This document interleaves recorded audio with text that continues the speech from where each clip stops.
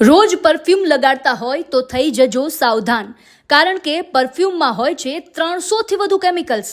જી હા, environment health પર્સપેક્ટિવ્સના research મુજબ perfume અને ડિયોડ્રન્ટ તમારા ફેફસા અને હોર્મોન સિસ્ટમને નુકસાન પહોંચાડે છે. જાણીતા પલ્મોનોલોજિસ્ટ ડોક્ટર સમીર ગામી કહે છે કે પરફ્યુમમાં રહેલા વોલેટાઇલ ઓર્ગેનિક કમ્પાઉન્ડ્સ અને થેલેટ્સ જેવા રસાયણોનું મિશ્રણ છે જે હવામાં ઝેર ઓગાળે છે અને તેને કારણે શ્વાસની તકલીફ થાય છે. ઇન્ટરનેશનલ રિસર્ચ મુજબ બજારમાં વેચાતા મોટાભાગના પરફ્યુમ્સમાં 300થી વધારે કેમિકલ્સ હોય છે. આ કેમિકલ્સને ફ્રેગ્રન્સના લેબલ પાછળ છુપાવી દેવામાં આવે છે. WHOએ ફ્રેગ્રન્સ સેન્સિટિવિટીને એક પબ્લિક કન્સર્ન ગણાવ્યું છે, ખાસ કરીને બાળકો અને વૃદ્ધો માટે.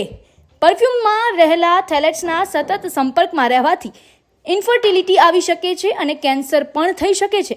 માટે અસ્થમા કે એલર્જીવાળા વ્યક્તિએ, પ્રેગ્નન્ટ મહિલાઓએ, જેની રોગ પ્રતિકારક શક્તિ અને ફેફસાની કેપેસિટી ઓછી હોય તેવા લોકોએ પરફ્યુમ ન વાપરવું જોઈએ.